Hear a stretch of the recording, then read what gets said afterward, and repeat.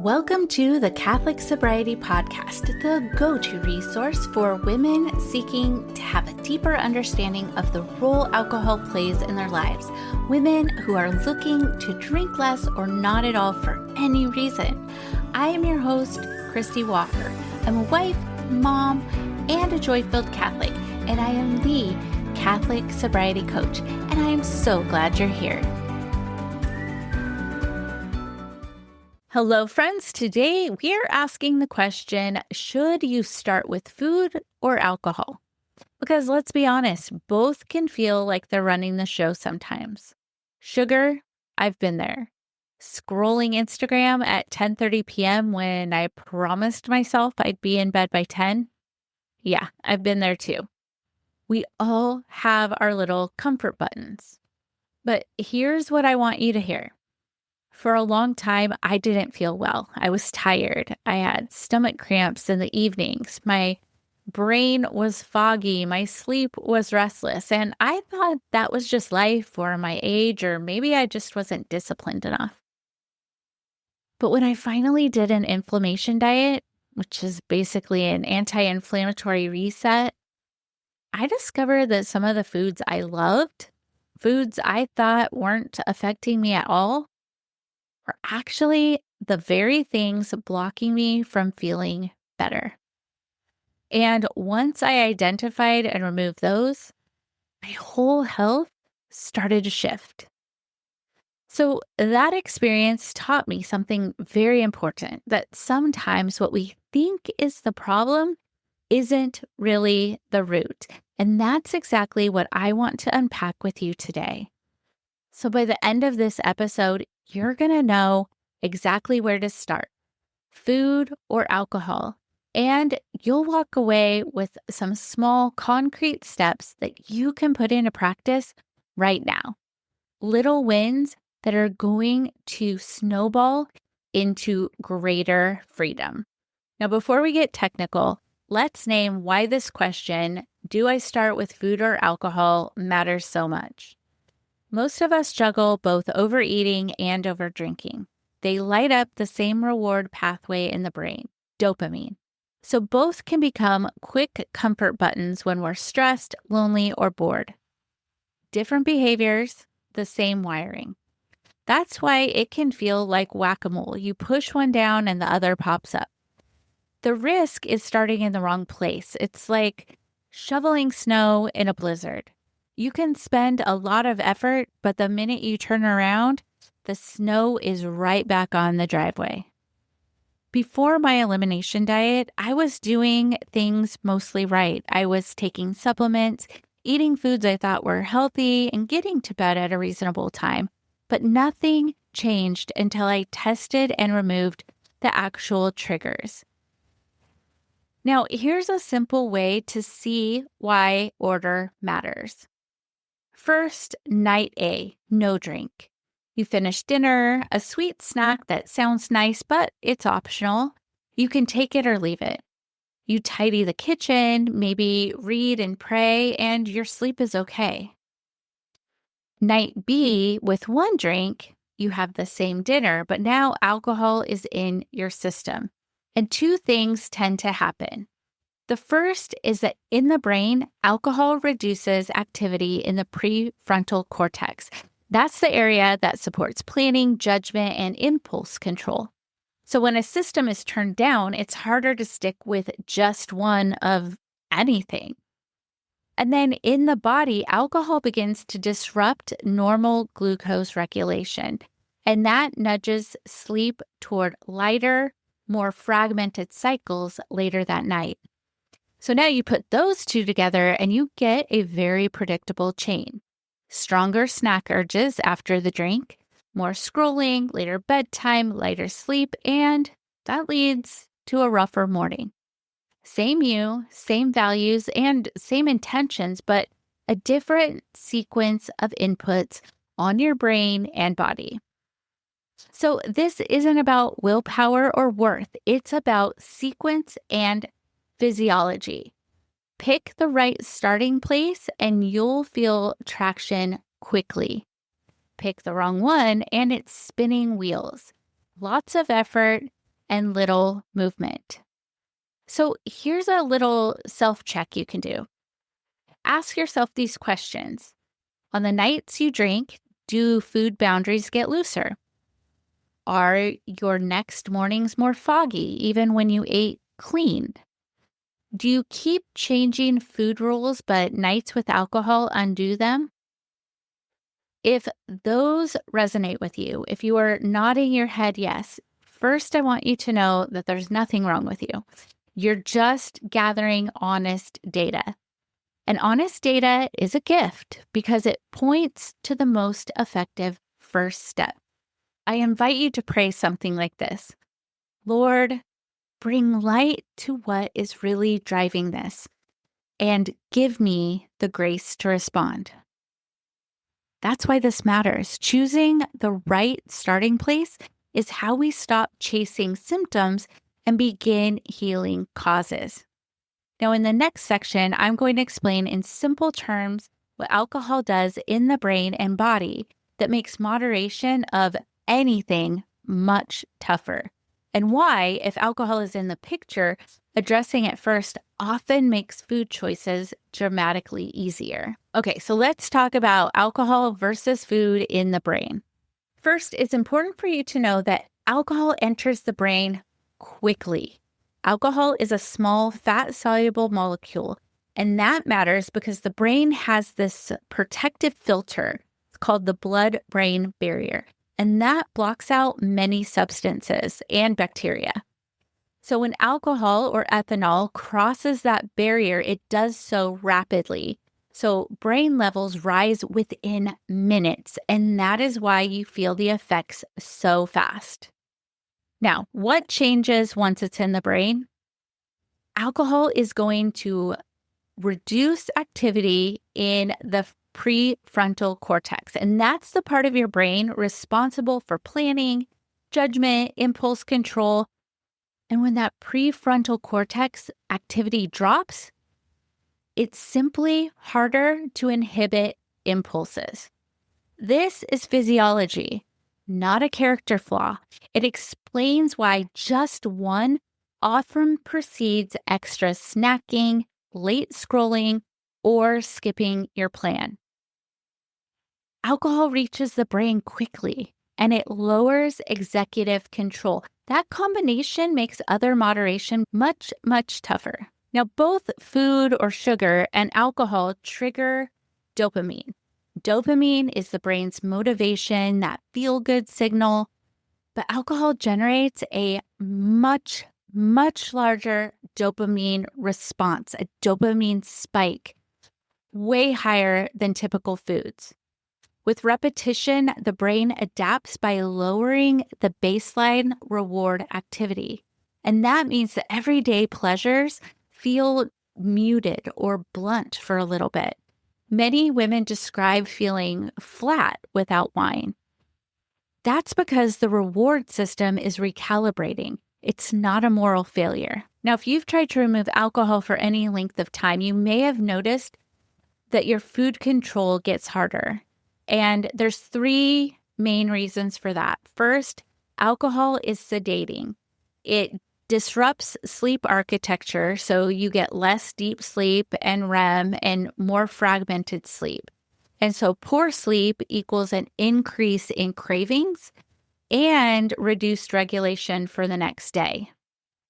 And then second, your stress and mood rebound. So as alcohol clears, stress systems can rebound, producing edginess, low mood, irritability. The brain is seeking quick relief, and often sugar or refined carbs is what it goes for.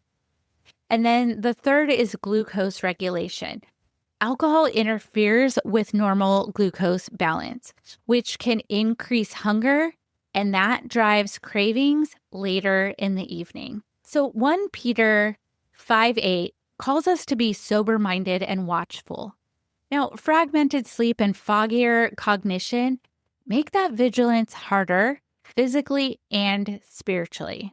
So I want to show you how it's all interconnected, mind, body, and spirit. Another thing you might notice at first when alcohol is removed is that sweets can spike. This is totally normal and temporary. And the first reason is because of that dopamine dip.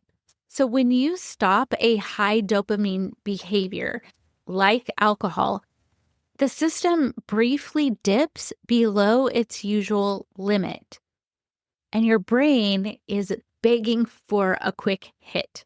Sweets are nearby, they're easy, and they're socially acceptable. So that's oftentimes what we'll reach for time and time again.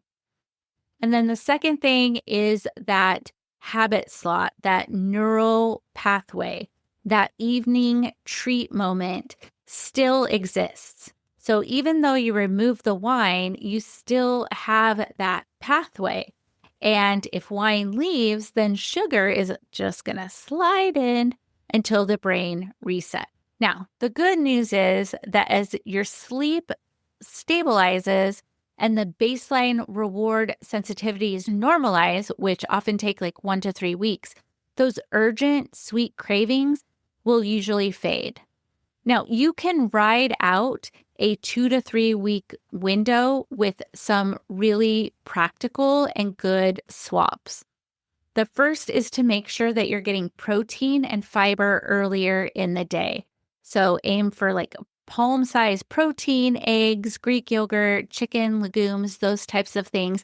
And then add that with a fist-size fiber portion like berries, veggies, and things like that. The reason this helps is because a stable blood sugar equals less of those late night, quote unquote, emergencies or cravings. The other thing is to do a time boxed sweet swap for 10 to 14 days. So what you're going to do is just choose a small planned sweet after dinner, whether that's fruit, Greek yogurt and honey, or a square of dark chocolate. Have that and then brush your teeth and then just put a clear end date on when you're going to remove that, if you want to. If it's just a little sweet, it's probably fine. But if that sweet leads to more and it makes it so you have that craving to deal with. But if sweets is something that can lead to other things for you, then you're probably going to want to put a clear end date on having that bridge. The other thing that's really helpful is to have a dopamine menu or just a list of activities that you can do in like 5 to 10 minutes. Just quick non-food resets like a brief walk, singing to a worship song, taking a hot shower, stretching, texting a friend, journaling, whatever. That can be really, really helpful. And if you have it planned out ahead of time, then you don't have to try to think of it in the moment while you're in the middle of a craving. You can actually just look at the list, think about how much time do I have and what sounds like something that I would like to do.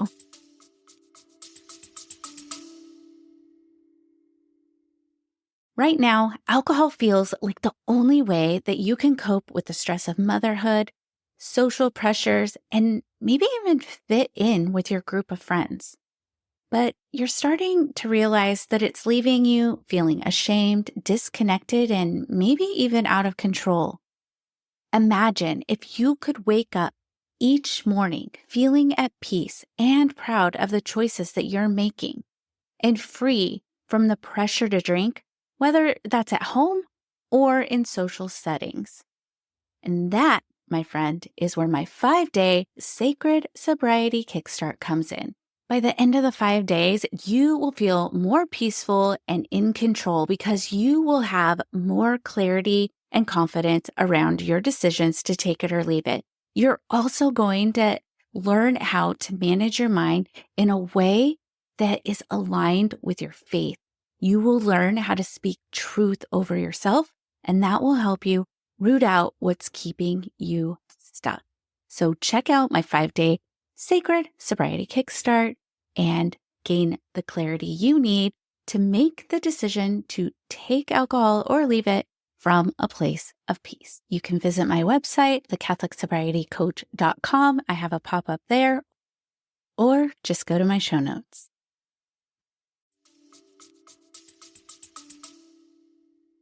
The next thing is to have sleep guardrails. We want to make sure you're getting really good sleep. That means no phone in bed. I'm preaching to myself here, by the way. Cool, dark room, realistic lights out time that you can actually hit. And that is going to help in so many ways, but just better sleep in general is going to help reduce the cravings.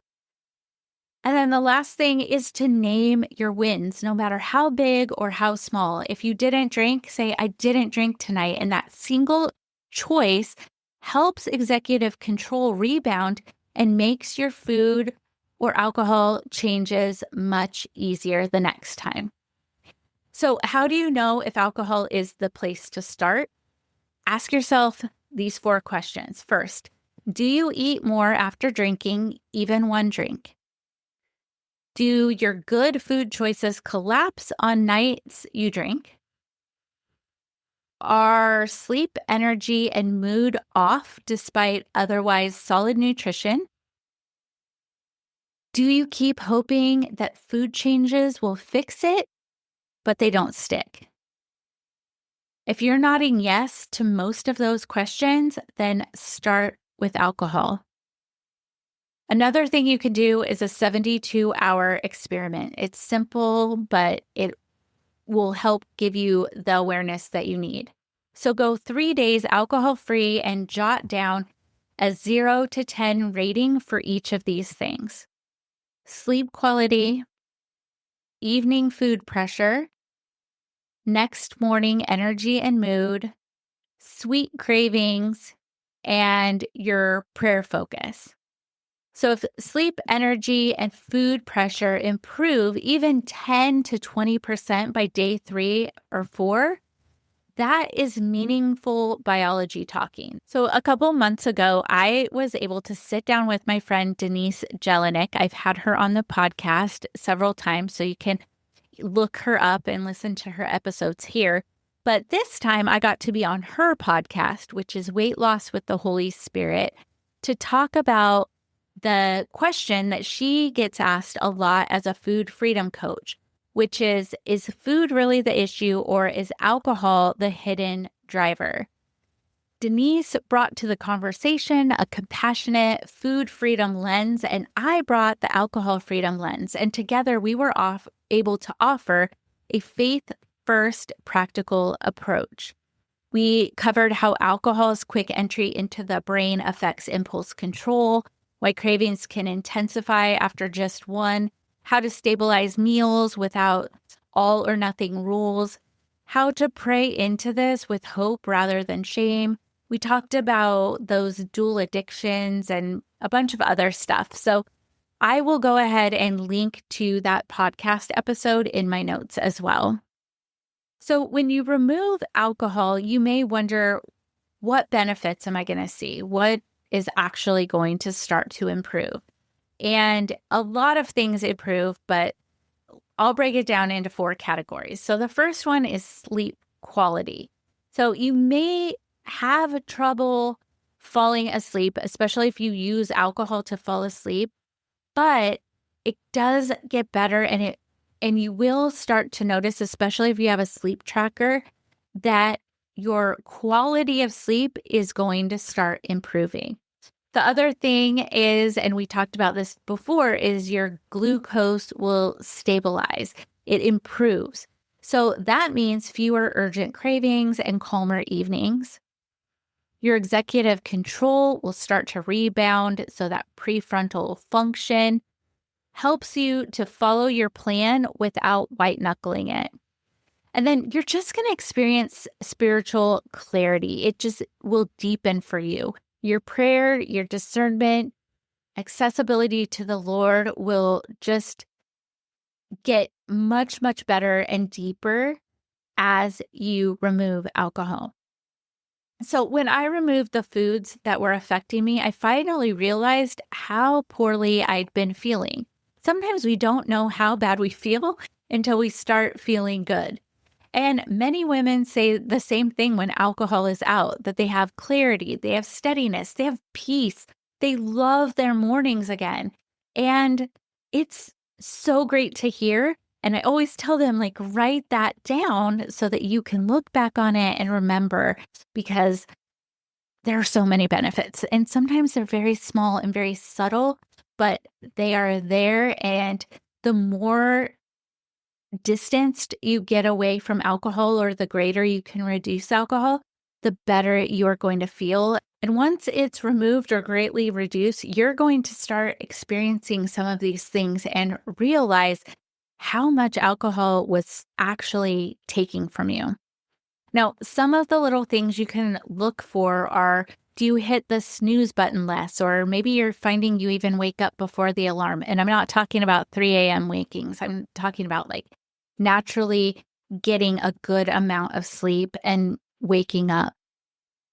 You might notice that your snacking pressure is down, like you don't have those intense cravings. They might go down 1 or 2 notches by week 2. Your prayer time might feel less scattered, and you may find yourself making better decisions in the evening when it comes to snacking or not snacking.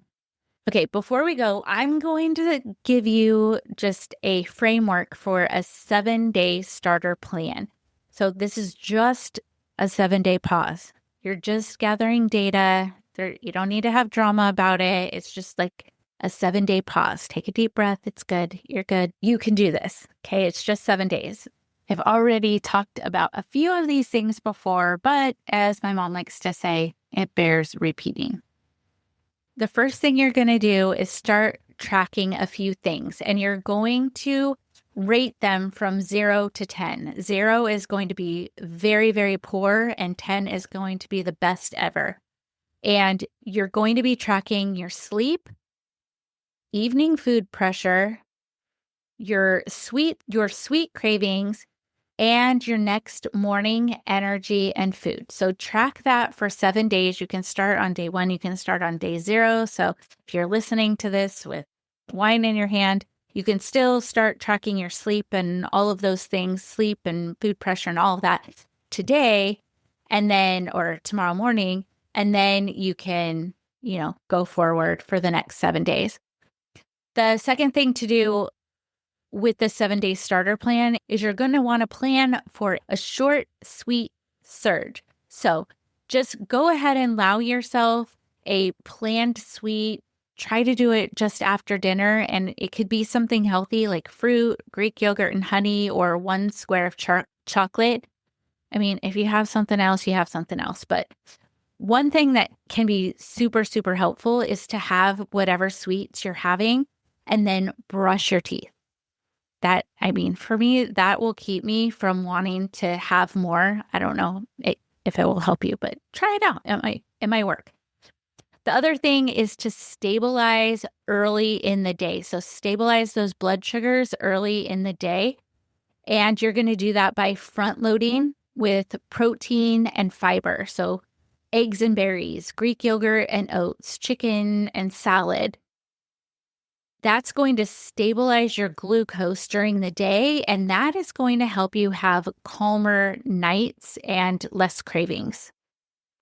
The next thing is to have a list of 5 to 10 resets that you actually like, that you want to do. So that could be things like journaling or walking or stretching, playing a game. Just think of things that you like to do, make a list, maybe write down how long it takes to do it. And when a craving comes up, then you can look at that list instead of trying to think of something in the moment. Look at that list, pick something that is good for the time that you have, and also looks like something that you would want to do. The next thing is just to set some sleep boundaries. Guard it like it's precious, because it is. So that means no phone in bed. I'm talking to myself here. No phone in bed, cool, dark room, and a lights out time that you can actually realistically hit. And then the last thing is scripture plus accountability. Tape 1 Corinthians 6:12 somewhere where you can see it. You can shorten it if you want to, but go and read that verse and then post it wherever you will look. And then make sure that you have someone who you're accountable to, whether that's a friend or your spouse or your sister or whatever. You can have another layer of accountability just so you can say, hey, I'm checking in at 5 o'clock. I'm doing good. I'm having my mocktail, whatever. And that can be really, really beneficial. Now, if you slip up and end up with a glass of wine in one hand and your phone in the other while watching refrigerator restock videos, I don't want you to spiral. It's not failure. This is just feedback. It's just data. Note it, adjust, and keep moving forward. My elimination process wasn't perfect. I tested it. I failed. I adjusted. And that's how I found what worked.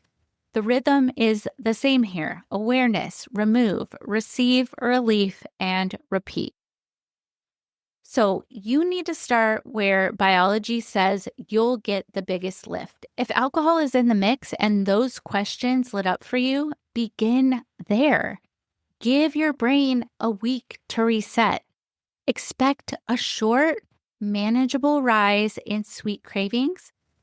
It's not drama. Just expect it. Just plan for it. And then I want you to notice how sleep, reward sensitivity, and executive control starts to normalize and your food choices start to get easier. With grace and good information, you can heal your mind, body, and soul.